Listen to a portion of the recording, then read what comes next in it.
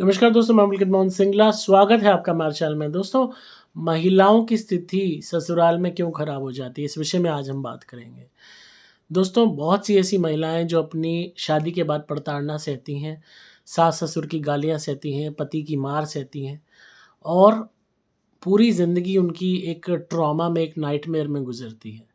बच्चे पैदा हो जाते हैं और वो बच्चे भी अपनी माँ का अपमान करते हैं, क्योंकि सास-ससुर, दादा-दादी और पति यानी कि उनका बाप उनको यही सिखाता है कि माँ गंदी है। जबकि वो माँ खाना भी बना रही है, घर के काम भी कर रही है और बाजी-बाजी औरतें बाज़ार में जाके सब्ज़ी भी ला रही हैं, घर के सामान भी ला रही हैं और बाहर नौकरी भी कर रही हैं।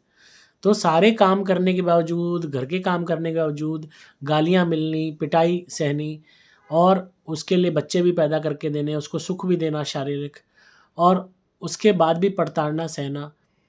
क्यों उनकी ऐसी दयनीय स्थिति हो जाती है? इसमें कमी ससुराल वालों की इतनी नहीं है, जितनी कमी उस लड़की के असली माँ-बाप की होती है और उसके असली भाई और बहनों की। क्योंकि मैक्सिमम फैमिलीज़ में देखा गया है प्रताड़ना क्यों होती है, क्योंकि मायके वाले सपोर्ट नहीं करते। मायके वाले उस लड़की को रखना नहीं चाहते, उसको उसके पैरों पे खड़ा नहीं करना चाहते, उसके लिए कोई बिज़नेस या कोई भी काम नहीं खुलवाना चाहते, उसकी नौकरी नहीं कराना चाहते, उसको कोई भी तरीके से अपने घर में नहीं रखना चाहते। माँ-बाप कहते हैं ब्यादी-खादी हमारा कोई लेना-देना नहीं।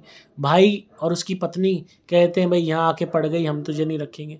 तो वो एक बारी उसकी शादी करने के बाद उसको कंप्लीटली एलियन कर देते हैं कि अब तेरा हमारा कोई लेना-देना नहीं है, तू हमारे लिए नहीं, हम तेरे लिए नहीं। और ये सबसे गंदी और कड़वी हकीकत है इस दुनिया की। और एक ऐसा गंदा सिस्टम बना दिया गया, एक गंदी लाइन बोल दी गई कि लड़की पराया धन। ये सबसे गंदी लाइन है। आपकी खुद की जनी हुई लड़की, आपका खुद का खून है, वो पराया धन कहाँ से हो गया? और पराया धन वर्ड को इतना सीरियसली ले लिया गया है कि फिर उसके बाद ब्याने के बाद जी हमने तो जी दान कर दिया। कन्या का क्या दान हो गया? वो क्या कोई ऑब्जेक्ट है, कोई आइटम है जिसको आपने डोनेट कर दिया? वो चाहे दूसरे घर चली गई तब भी वो आपका खून रहेगी, आपका अंश रहेगी।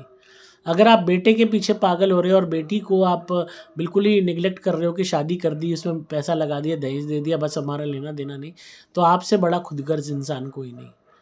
अगर आप अपनी बेटी को मरने के लिए, पिटने के लिए, गाली खाने के लिए, प्रताड़ना सहने के लिए ससुराल में छोड़ रहे हो और परवाह भी नहीं कर रहे, सुध भी नहीं ले रहे उसकी, तो आप जैसा मतलबी कोई नहीं। और मैक्सिमम फैमिलीज़ इतनी गंदी होती हैं कि लड़की पिटती रहती है, ज़ख्म दिखाती है, गालियाँ खाती है, रोती रहती है और माँ उल्टा समझाती, बेटा ये तो फेट है, ये तो सबने सहा है, मैंने भी सहा है।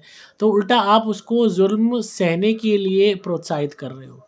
आप उसका बचाव नहीं कर रहे। तो ऐसे माँ-बाप के भी कर्म खराब होते हैं, ये बुरे होते हैं, ये मतलबी होते हैं। ये वो माँ-बाप होते हैं जो लड़की पैदा होने पे दुखी होते हैं और कैसे भी करके मुँह मनोस के उनको पाल के बड़ा करके ब्याह तो देते हैं और उसके बाद सबसे ज़्यादा खुशी मनाते हैं कि चलो अपना पीछा छूटा। तो ये एक गंदी सोच है समाज की, जिस वजह से लड़कियां प्रताड़ित होती है। ससुराल वाला तो गंदा मिला ही मिला, पर असली गंदे कौन थे? मायके वाले, अपने ही माँ बाप और अपना ही भाई, जो पीठ दिखा देते हैं, उस लड़की का सहारा नहीं बनते, उसकी मदद नहीं करते। भाई तुम अपनी ही, जब तक वो नहीं ब्याही थी तब भी तो तुम्हारे घर में रह रही थी, तब भी तो तुम्हारी यहाँ रोटी खा रही थी, तब भी तो तुम्हारा दिया कपड़ा पहन रही थी। अब शादी कर दी तो क्या बदल गया? अगर उसकी नहीं निभ रही वहाँ पे, या वो उसको गालियाँ पड़ रही हैं या मारपीट हो रही है उसके साथ, तो उसको वापस ले आओ, अपने पास रखो। उसको कोई काम सिखा दो जिससे वो 2 पैसे कमा सके। अगर तुम्हें रोटी खिलाने में दर्द हो रहा है, हाथ दुख रहा है, 2 रोटी वो मुश्किल से खाएगी, उससे ज़्यादा का काम कर देगी, तो उससे ज़्यादा लॉयल जो तुम्हारे घर का भला करने वाली कोई नहीं मिलेगी। पर वो कदर उस औरत की होती ही नहीं है। नौकरानी रख लेंगे, उसको 20,000 25,000 दे देंगे, पर अपनी ही बहन को घर में रख के 2 रोटी खिलाने में मौत आ जाती है। और ये सबसे गंदी हकीकत है समाज की। तो हमें इस चीज़ को बदलना होगा, हमें समझना होगा कि औरत थप्पड़ खाने के लिए, मार खाने के लिए, गाली खाने के लिए नहीं बनी।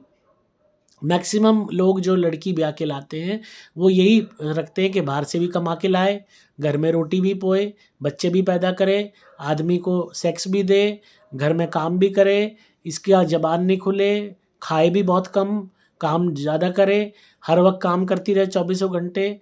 और मैक्सिमम लोग ऐसी गंदी सोच रखते हैं, अपने मायके को भी भूल जाए और हर वक्त हमारी गुलामी में लगी रहे और उस गुलामी को जीवन भर करने के लिए ढेर सारा पैसा भी हमें दे।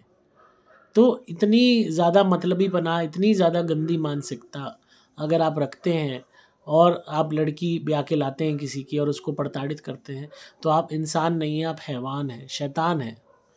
और भगवान पता नहीं कैसे निर्दयी हुआ पड़ा है कि इनजस्टिस होता देख रहा है। हज़ारों लाखों लड़कियां भुगतती हैं, दुखी होती हैं। तो ये बहुत ज़रूरी है मायके वालों को समझना कि अपनी बेटियों को पढ़ाएं, लिखाएं, नौकरी कराएं, उनको हिम्मत दें, उनको उनके पैरों पे खड़ा करें, ताकि अगर आपके घुटनों में दम नहीं है उनको रखने का, अगर वो मारपीट गाली गलौज सह रही हैं, तो कम से कम अकेली अपना जीवन व्यापन खुद से कर सकें। ऐसी बहुत सी महिलाएं हैं जिनको ससुराल में गाली गलौज मारपीट मिली, मायके वालों ने पीठ दिखा दी और सिर्फ उनकी पढ़ाई और नौकरी उनके काम आई, जिससे वो बाहर रह के अपना गुजारा कर पाई, 2 पैसे कमा के अपना पेट भर पाई। नहीं तो मायके के भी नहीं रहे, ससुराल के भी नहीं रहे, वह पिटते रहो, छिदते रहो, गाली खाते रहो, पड़े रहो। इतनी फैमिलीज़ हैं जहाँ ऐसा होता है प्रताड़ना, और ना जाने इन लोगों को नींद कैसे आ जाती है। ऐसे ससुराल वालों को भी, जो अपनी पत्नी को पति को भी जो पीट के चुका होता है, आराम से सो जाता है गहरी नींद में। और ऐसे माँ बाप जो उन चीखों को सुनते हैं ससुराल वाले और राजी होकर रोटी गले से उतार लेते हैं। जब पति मार रहा होता है तो माँ बाप राजी होते हैं कि देख उसको सबक सिखाया। कैसी औरतें होती होंगी वो, कैसे आदमी होते होंगे जो किसी और की बेटी की चीखें सुन के भी रोटी खा के पानी पीते हैं।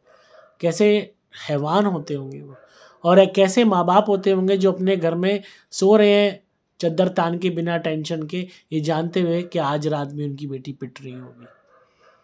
तो इंसानियत ख़त्म हो चुकी है, जानवर से भी ज़्यादा गंदी प्रवृत्ति हम लोगों की हो गई है। और इसी वजह से इनजस्टिस सहना, दुख सहना, पिटाई सहना और औरत के ऊपर ये सब प्रताड़ना होना एक नॉर्मल सी बात हो गई है। जिस तरह टीवी में आप लोग देखते हो किसी की हत्या की जा रही है, किसी को मारा जा रहा है, देखते हुए मज़े से पॉपकॉर्न खाते हो, खाना खाते हो, आपको कोई फ़र्क नहीं पड़ता, कोल्ड ब्लडेड हो गए हो, खून ठंडा हो चुका है। इसी तरीके से निजी ज़िंदगी में लोगों का खून ठंडा हो चुका है। अपनी बहन को हर तरीके से प्रताड़ित होता देख भी ना उन्हें शर्म आती है, ना उनको दया आती है, ना उनको फ़िक्र आती है। ऐसे ही माँ बाप हो गए हैं, और ऐसे ही वो लोग हो गए हैं जो लड़की को ब्याह के लाते हैं, सपने दिखाते हैं और उसके साथ जानवरों से भी ज़्यादा बदतर व्यवहार करते हैं। ऐसे दोनों ही लोग समाज के लिए ख़तरनाक हैं, और सरकार को बल्कि आगे आना चाहिए, ऐसी लड़कियों को सहारा देना चाहिए जिनको मायके वाले सपोर्ट नहीं कर रहे और जिनको ससुराल वाले प्रताड़ना दे रहे हैं।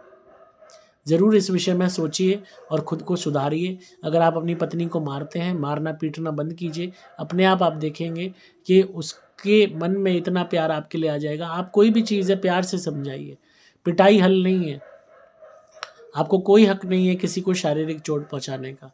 और वो माँ बाप जो नाशुक्रे हो गए हैं, जिन्होंने पीछा छुटा लिया अपनी बेटी को ब्याह के, अपनी बेटी की सुध लीजिए, उसके घर जाते रहिए, उसका अता पता लगाते रहिए।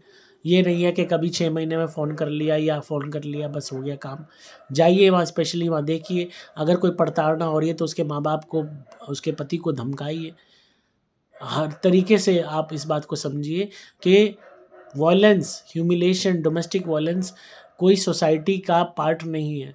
ये मत सोचिए लोग क्या कहेंगे, वो क्या कहेंगे। लोग कोई मायने ही नहीं रखते। आपका खून है वो जो पिट रहा है, उसमें पड़ोस वाली आंटी क्या कहेगी वो मैटर ही नहीं करता। कल को आपको कोई पीट रहा हो और आपके बच्चे आपका सहारा ना बने, कहें लोग क्या कहेंगे, फिर आपको क्या लगेगा, कैसा लगेगा। तो इसलिए बात को समझो और अपने आप को सुधारो, चाहे ससुराल वाले हो चाहे मायके वाले हो।